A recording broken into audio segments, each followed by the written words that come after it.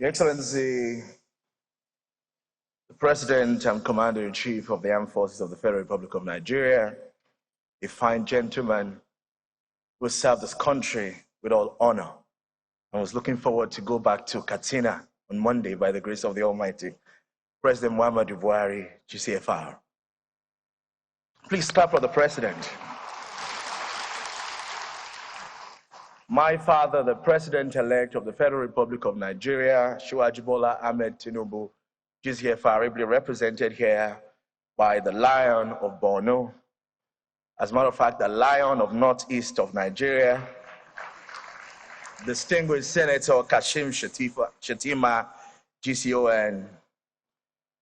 Your Excellency Abari Yaku, the former President of Kenya, President Uhuru Kenyatta. I love Kenya a lot. I've been there a few times. And it's always great to listen to you speak, Mr. President. Excellency, the national chairman of my great party, my own direct boss, distinguished Senator Abdullah Adamu. Let me, of course, the Deputy Speaker of the House of Representatives, the SGF, I'm very grateful for the honor to be here. All the distinguished guests present, including my Deputy National Chairman. I'm a party man, so please allow me, and the National Secretary of my great party, and my wonderful youth leaders of my party who are present here, other protocols duly extended. It is such an honor for me to stand here on this stage. I had a similar honor in 2002, October 1, when President Obasanjo was hosting his Independence Day event, and he hosted the Summit of Nigerian Children, ICO, and I had the honor of representing the children of Nigeria on this podium at that event. And a few years later, I'm here today representing the youth of Nigeria, in particular the youth of our party. And I want to begin by telling you a story. I love stories. A young boy was trying to kill a bee, and the father said to him, "Stop, don't do that." And the boy said to the father, "Daddy, what's wrong? It's just a bee." And the father said, "Don't you ever say it's just a bee. It's not just a bee. Because without this bee, thousands of plants around the world would go unpollinated. Without this bee, the rates of fruit and vegetable produce would decline and lead to famine. Without this bee, many crops would die and farmers will go bankrupt. Without this bee, the world will go without honey and we will eat our pancakes dry. It's not just a bee." And that reminds me that the bee here we're talking about is the wonderful young people of Nigeria. We're not just young people. We're not just youths. We're the lushness of this green land. The best resource, like Dr. Akinwumi Adesina spoke about, that Nigeria has to offer. The best export of our great nation, the Federal Republic of Nigeria. We may look insignificant, but we're over 60% of the population of this country, and more importantly, President Buhari, we are your tomorrow.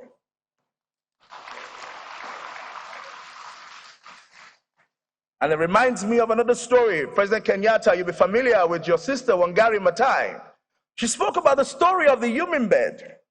And the story was about a bush that was burning. It was a strong fire in the forest, and all the animals were running away looking for an escape. And they were running, the lions, the tigers, the elephant, all of them were running out of the forest. And there was this little human bed, a small boy like me, sitting quietly. And then he observed that the nation was on fire. And what the human bed did was fly to the nearest river, use his little beak to fetch some water, run back into the forest and pour it there. Run back to the river, got some water with the little beak, ran to the fire and pour it there. And all the other animals were smiling and laughing and say, "What do you think you're doing? Can you save this forest from the furnace?" And the human bed looked at the elephant and all the other animals and said, "I may be just but a human bed. As small as I am, I will do my best to save the forest from the fire." Distinguished ladies and gentlemen, the youth of Nigeria, the human bed. Our country has experienced military challenges over the years. We've gone through abuse. We've gone through many poverty challenges, but the youth of Nigeria has continued to be creative and innovative. In particular, with our creative industry, entertainment, and sport, we're putting Nigeria on the map. We may not be able to end poverty in Nigeria in one day, but we're creating solutions in fintech, in sport, in entertainment. We're fighting poverty. We're creating corporations like Jumia. We're creating companies like the other company doing many other fintech companies across Nigeria. Andela, Flutterwave, many. That is our own way of being a human being, of solving Nigeria's unemployment and poverty problem. And so when you have the population that brings us the Grammy Award, that brings Nigeria on the entertainment scene, that brings on the screen in Antarctica, in the Caribbean, in North America, at the Grammys Award and the Emmys Award, why would you waste such a resource? What are we doing with this resource? And that's why yesterday at the Villa, we had an interaction with the president, Muhammadu Buhari. And everybody was thanking the president and said, thank you for Second Niger Bridge. Thank you for Maradi Trail Service. Thank you for Lagos-Ibadan Expressway. I said to Mr. President, sir, thank you for the Not Too Young to Run bill. Because by that single act of leadership of signing the Not Too Young to Run bill into law, it created a generational shift that made a 28-year-old girl become a member of the House of Representatives in this 10th Assembly. If you want to clap for the youth, clap for us. And so, if we're going to deepen democracy, we've got to deepen youth participation in the public sector and in good governance. We've got to give young people a seat at the table. But let me also warn leaders. We have decided among ourselves, if you don't give us a seat at the table, we will go to the Kugbo wood market, we will buy wood, we'll buy nails, we'll make our own chair, and we'll bring it to the table.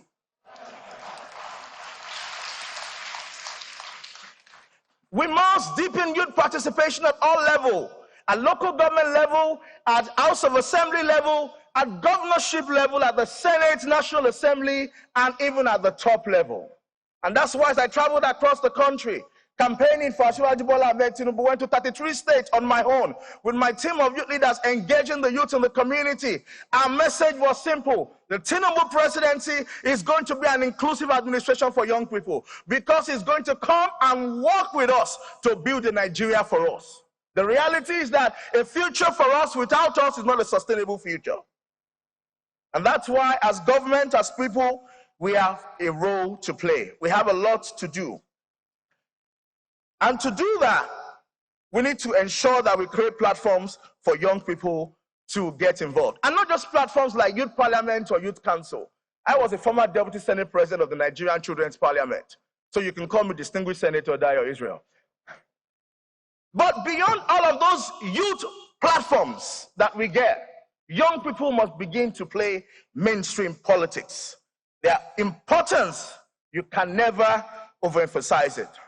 I won't be standing before you here today, but for the opportunity to be in the Children's Parliament, to be a one-day commissioner for information under Asiwaju Bola Ahmed Tinubu in Lagos State under his one-day governor program, and also be a member of the British Council Connecting Futures program, the IVLP program, the Global Changemakers program, and many other activities created to give young people a chance. Those years of programs and activities prepared me, and I think that we need to do more to intensify platforms and opportunities to prepare the young people for the future.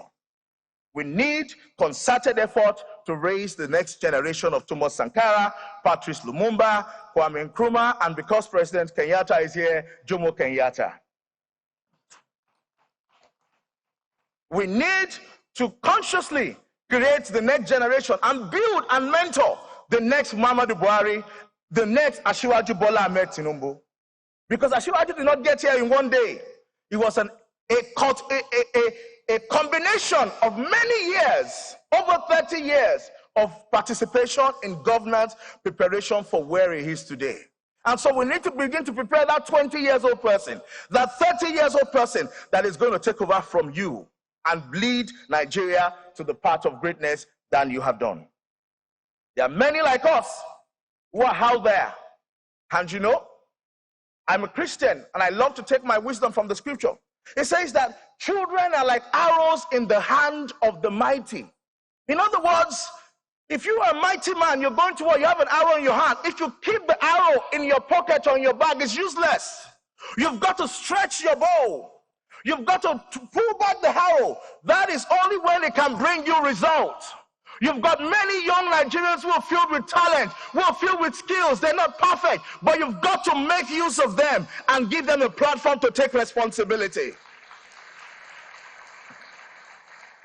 And we're doing our best on our own. We're building empires in techs, in corporate financing. We're raising capitals, even more than some banks. Many young people are raising investment in multi-billion dollars. So who says we are not ready? We are the ready generation. We only need an opportunity. We only need a seat at the table.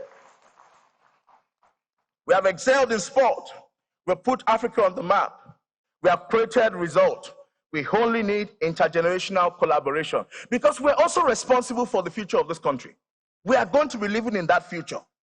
And that's why, as I begin to wrap up, I want to take another wisdom from Joel chapter 1, verse 28. It says, in the last day I will pour my spirit upon flesh. And it says, your sons and daughter will prophesy. In other words, they will speak of the things that have not happened. It means they will be futuristic. They see tomorrow and they can begin to walk into creating that tomorrow. So if we have the capacity to create tomorrow, then you need to give us a seat at the table to help you build tomorrow. It says, and your old men shall dream dreams, and your young men will see vision. We need to help our young people, not just to see vision, but to run with that vision by building their capacity. And that's why I'm going to go into 3 different action points for all of us before I sit down. Action point number 1 for government. As government leaders, Vice President Shettima, the administration of the Tinubu-Shettima must prioritize giving young people tools to become equal discussion partners like I am today. You must prepare us, provide a platform at which we can be more than just essays and SLAs and PAs, essay media, to give us real assignment, give us challenges. Let me borrow the word of Caleb in the scripture. Give us this mountain. But you must prepare us. We must prioritize building capacity, training, and reforming of the educational system. Before I came in to become national youth leader of the APC, I was privileged by the grace of God and with the support of my governor, Babajide Olusola Sanwo-Olu, to be a permanent board member of the Lagos State Universal Basic Education Board, SUBEB. And the reason I was a permanent board member of SUBEB was also because there was a policy in Lagos that said that our board must have a woman and a youth as members of the board. Vice President Shettima, it is our call on behalf of the youth of our party that the new administration should expand its policy to ensure that no board appointment, agency, parastatals, without a young person as a member. Youth, am I speaking your mind? We are demanding a seat at the table. Every board, every agency, NNPC, NPA, NPIC, every board, a seat for young people. We have voted for the party. We have the capacity. We have the potential. We need the platform. Are we not ready? Can we not do it? Test us, sir. We need to give young people the skills to be able to compete globally. We need to create a platform for internship and volunteerism. Like Dr. Akiku Madeshino said, we must invest in youth innovation, youth community action, and youth enterprise. There are many young people who are running development projects in their communities, NGO projects. They need grants, they need funding. We need to put money where our mouth is and support the young people. We must make it easy for young people to run for public office. And that's why I want to thank President Buhari one more time for the Not Too Young to Run bill. Building on that, I want to thank my national chairman, distinguished Senator Abdullah Adamu. I went to the NWC when we got elected, and I asked that they please consider giving the young people 50% discount on the nomination form. of the party. From presidency that was 100 million, governorship that was 50 million, House Senate that was 10 or 12 million, and we were able to get 50% discount nomination form for young people 18 to 40. I want to thank all my NWC colleagues for supporting that, and the NEC members that gave that a life. Because of that, Mr. President, Mr. Vice President-elect, we have over 13 young people under 40 elected into this 10th National Assembly of Nigeria who took advantage of our discount on nomination forms. We must strengthen civic education. We must create a sense of history. We must create a platform for intergenerational engagement. We must introduce policies that deepens youth inclusion in governance, like the Lagos State Subeb law that allows for one young person to be on the board, and many more that the Tinubu-Shettima administration will bring to birth. And to our parents, let me speak to you fathers and mothers. We must be like, I'm going to refer to the scriptures again, like Anna, when she was raising Samuel. She raised him concertedly with a mindset that she was raising someone special. No child becomes great without a concerted effort from his or her parent. We must make an effort to concertedly raise the next generation. In the family, we must restore back values in the family. You must remember that you're raising a king. To you, my young brothers and sisters, the youth of our great nation, in this hall and those watching me on live television, I'm saying this to you. You must be ready to stand up and take responsibility. You must be ready to learn, unlearn, and relearn in any form, either through individual programs or by registering from programs like the Carrington Youth Fellowship, the Mandela Washington Fellowship, the yearly program, or some of the ones that I participated on, the IVLP International Visitors Leadership Program, the British Council Global Changemakers, Connecting Futures, and many more that will be created under the Tinubu-Shettima administration. You must be ready to go out, go online, go and sign up, go and apply, go and showcase your capacity. Don't wait there for manna to come on your table. You've got to go out of your tent. Go out there and volunteer. I started my NGO when I was 8. I remember in December, I think it was 1999, 2000. I was at the Ganifawa Emi Olisa Agbakoba's This Day lecture at the This Day Dome in Apapa Surulere in Lagos, Apapa, Lagos. I remember the 1 million march of Ganifawa Emi. I was in the crowd. In 1998, when Afsat Abiola came back to Nigeria to run Kind, I was the youngest at the table. Myself, Jimmy Ate, Jikate, I think it was with Jikato, with MTA, Jimmy Ate, Collins Babalola, and many of Professor Wole Soyinka, a young boy in my school uniform, but already getting involved in the NGO. And that's why in 2002, May, I was selected to represent all the young people of Nigeria at the UN General Assembly Special Session on Children in New York, and came back to Nigeria to chair the ICO in October. At a young age, I was already getting involved. I was volunteering. I was participating. I was doing community action in my secondary school. You have to be able to build your own future. You have to step out. You cannot wait for government to do it all for you. You need to take responsibility. We need to invest in digital literacy and provide access to information for young people. And let me wrap up, Your Excellency, with a story. A young boy went to an old man. I said the story at the villa some time ago. I'll repeat it. And he said, Baba, I want to know what the future holds for me. Is my future great or is it dim? And the old man said to the young man, what is in your hand? He said, I have a butterfly. He said, so what do you want to know? He said, I want you to tell me if this butterfly is dead or alive. The butterfly was alive in the hand of the young man, but his goal was that if the old man, wise old man, said that the butterfly was dead, he would open his hand and the butterfly would fly out. And if the old man said the butterfly was alive, he would crush it first and then open his hand to show the old man that the butterfly was dead. And the elderly man, like President Muhammadu Buhari, calm, quietly looked at the young man and said, young man, the life and the future of the butterfly is in your hands. Distinguished Senator Kashim Shettima Asiwaju Bola Ahmed Tinubu, the life And the future, the growth, the progress of Nigeria over the next 4, at least, maybe 8 years, is in both of your hands. Do it right and carry the youth along. Thank you and God bless you.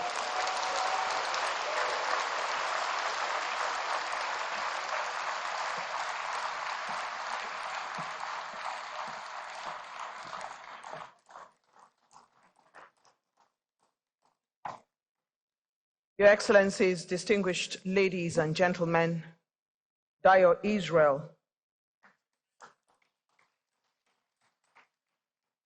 the National Youth Leader, All Progressive Congress, on the topic Youth Inclusiveness, on this day that we take the 2023 Presidential Inauguration Lecture, and he has brought forward the youth perspective.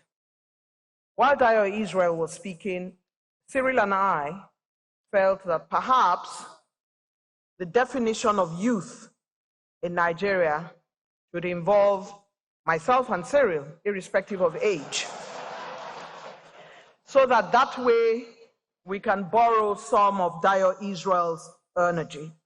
But more than anything else, Dayo has spoken about intergenerational relationship and